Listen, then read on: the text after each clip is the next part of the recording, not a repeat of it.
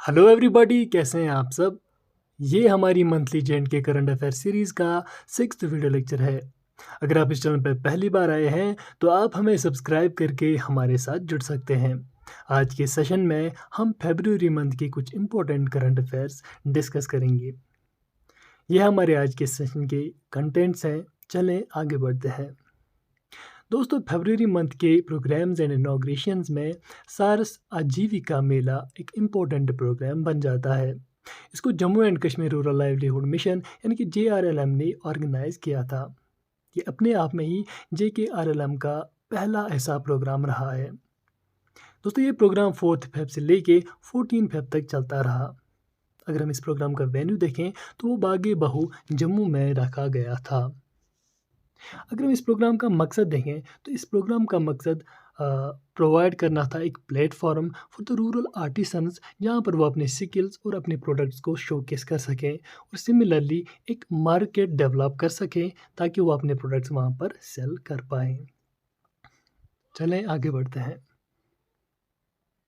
दोस्तों, अगर हम गवर्नमेंट स्कीम्स एंड इनिशिएटिव्स की बात करें तो प्रधानमंत्री फसल बीमा योजना जो कि सेंटर में अभी फ्लैगशिप स्कीम है, उसको हमारे लेफ्टिनेंट गवर्नर यानी कि मनोज सिन्हा जी ने शेर Kashmir university of agricultural sciences and technology Jammu में सारे हमारे 20 डिस्ट्रिक्ट्स में एक्सटेंड किया। उन्होंने कहा कि एक कम्प्रहेंसिव कवरेज प्रोवाइड करेगा उन क्रॉप लॉसेस में जहाँ पर हमें हेल स्टॉर्म्स की वजह से क्रॉप लॉसेस होते हैं या एग्रीकल्चरल लॉसेस होते हैं। यहाँ पर अगर हमें फ्लड से भी जो है हमारे क्रॉप लॉसेस होते हैं या नेचुरल क्लामिटीज़ जो भी होती है, उनको ये इस कम्प्रहेंसिव कवरेज में कवर करेगा। उन्होंने ये भी कहा कि स्टेबलाइज करेगा इनकम ऑफ द फार्मर्स, ये इनकरेज करेगा फार्मर्स को to adopt new and innovative practices in their crop yield. चलें आगे बढ़ते हैं। दोस्तों, ऑपरेशन सद्भावना इंडियन आर्मी का एक वेलफेयर इनिशिएटिव है। इस इनिशिएटिव के under Indian army educational infrastructure को डेवलप करती है। इट मेक श्योर कि children living in remote areas उन तक क्वालिटी एजुकेशन पहुंच जाए। इसी इनिशिएटिव के अंडर अभी तक इंडियन आर्मी ने 7 आर्मी गुडविल स्कूल्स लद्दाख में कंस्ट्रक्ट किए हैं और इन स्कूल्स में 2200 स्टूडेंट्स अभी इनरोल्ड है और ये इनिशिएटिव काम करता है under the ministry of defence. चलें आगे बढ़ते हैं। दोस्तों, अगर हम बात करेंगे अपॉइंटमेंट्स की तो recently brigadier BD Mishra ji, जो कि गवर्नर थे अरुणाचल प्रदेश के, उनको अपॉइंट किया गया है as a lieutenant governor of union territory of Ladakh. उन्होंने रिप्लेस किया है श्री RK माथुर जी को। अगर हम BD मिश्रा जी की बात करें तो उनकी अपॉइंटमेंट रिलेटेड है to the demands of the 2 hill councils of Ladakh, जो कि एक है लेह अपेक्स बॉडी और करगिल डेमोक्रेटिक अलायंस। ये दोनों along with the people of Ladakh ये काफ़ी टाइम से डिमांड कर रहे थे कि उनको एक फुल फ्लेजेड स्टेटहुड मिलना चाहिए और उनको एक special states under the 6th schedule मिलना चाहिए। अगर आपको 6th शेड्यूल के स्पेशल पावर्स के बारे में नहीं पता है तो चलें जान लेते हैं। अगर हम 6th शेड्यूल की बात करें तो बेसिकली ये रिप्रेजेंट करता है the tribal areas of the India और इसमें स्पेशल पावर्स मिलते हैं हिल काउंसिल्स को, जिनमें वो जो है ट्राइबल वेलफेयर और सेफ गार्ड के लिए उनका जो कल्चर है, ट्राइबल कल्चर है, उसको सेफ गार्ड करने के लिए स्पेशल पावर्स मिल जाते हैं। चलें कुछ स्टेट्स के बारे में जान लेते हैं जिनमें अभी 6th शेड्यूल काम करना है। उनमें स्टेट ऑफ आसाम आता है, मेघालय आता है, त्रिपुरा आता है और मिज़ोरम आता है। अगर हम 6th शेड्यूल की बात करें तो ये काम करता है अंडर द आर्टिकल 244 और सेक्शन 2। वहीं पर अगर हम BD मिश्रा जी की बात करें तो उनका जो ओथ एडमिनिस्टर किया था वो किया था N कोतिसवार सिंह जी, जो कि हमारे अभी chief justice of Jammu and Kashmir and Ladakh high court के हैं। चलें आगे बढ़ते हैं। फरवरी मंथ में हमें एक और अपॉइंटमेंट देखने को मिली। जैसा कि गवर्नमेंट ने रिसेंटली अपॉइंट किया विजय कुमार बिदोरिया IAS जी को, जो कि एगमुट कैडर उनको मिला था, उनको अपॉइंट किया गया as a divisional commissioner of Kashmir. उन्होंने रिप्लेस किया है IAS PK पोली को, जिसमें IAS PK पोली को अपॉइंट किया गया है as a chief electoral officer CEO of Jammu and Kashmir. उनको ऑल्सो डिजिग्नेट किया गया है as a commissioner secretary of election department.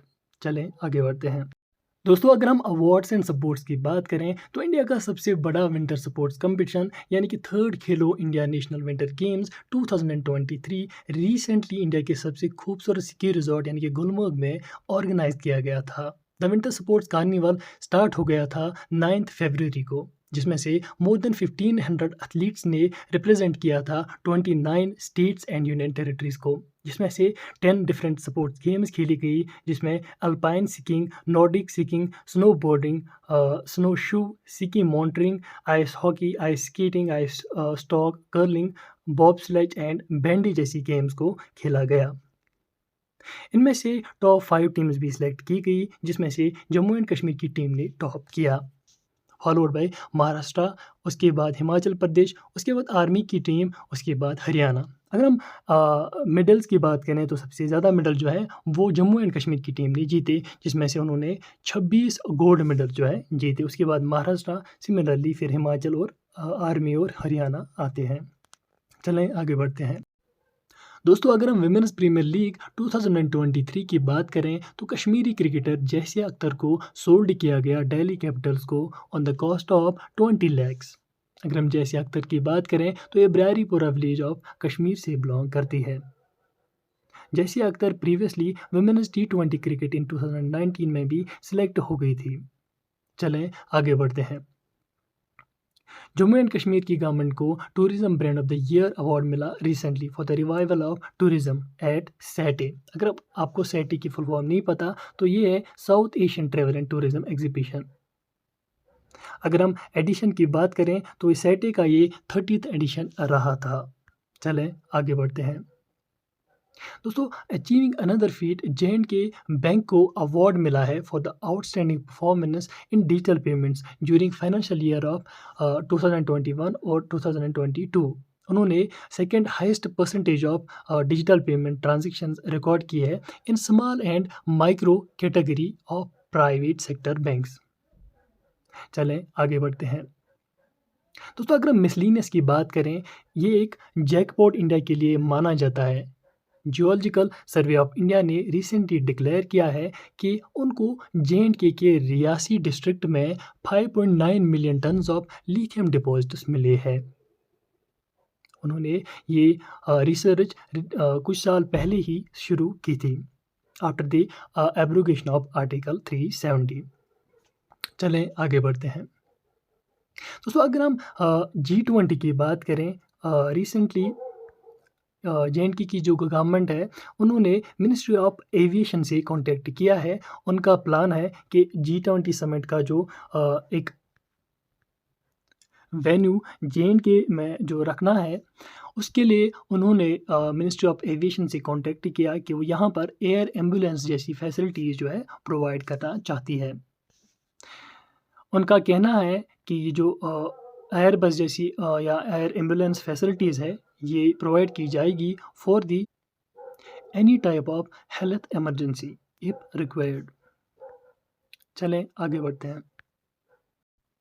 In order to bring transparency and accountability in the administration, Jammu and Kashmir की government ने डिसाइड किया है कि वो ऑफिसेज क्रिएट करेंगे up to the tehsil level. अगर हम जम्मू एंड कश्मीर एडमिनिस्ट्रेशन की बात करें तो उन्होंने सो फार 400 से ज़्यादा सर्विसेज को ऑनलाइन मोड पे लाया है और उनको हम गवर्नेंस के थ्रू अभी ट्रैक कर सकते हैं। After making civil secretariat online, अब सारे डिपार्टमेंट्स के हेड ऑफिस और डिप्टी कमिश्नर्स ने डिसाइड किया है कि वो अपनी एडमिनिस्ट्रेशन को भी जो है ऑफिस में कन्वर्ट करेंगे। इसी के साथ ही हमारा आज का सेशन कंप्लीट होता है। हमने जो भी इम्पोर्टेंट क्वेश्चंस बनते थे फरवरी के, हमने वही आपको प्रोवाइड किए जो कि आपके एग्ज़ाम के लिए इम्पोर्टेंट बनते हैं। जो बाकी क्वेश्चंस आपके एग्ज़ाम के लिए इम्पोर्टेंट नहीं थे हमने उनको स्किप किया। हम जानते हैं कि अभी आपका जो एग्ज़ाम आने वाला है और आपको ऑलरेडी बहुत प्रेशर होगा, तो आप जो है वही इम्पोर्टेंट क्वेश्चंस पढ़ेंगे जो आपके एग्ज़ाम के लिए इम्पोर्टेंट है। अगर आपको हमारा काम पसंद आता है तो आप हमें सब्सक्राइब कर सकते हैं, हमें सपोर्ट कर सकते हैं। बाकी I wish you all the best for your exams. अल्लाह हाफ़िज़।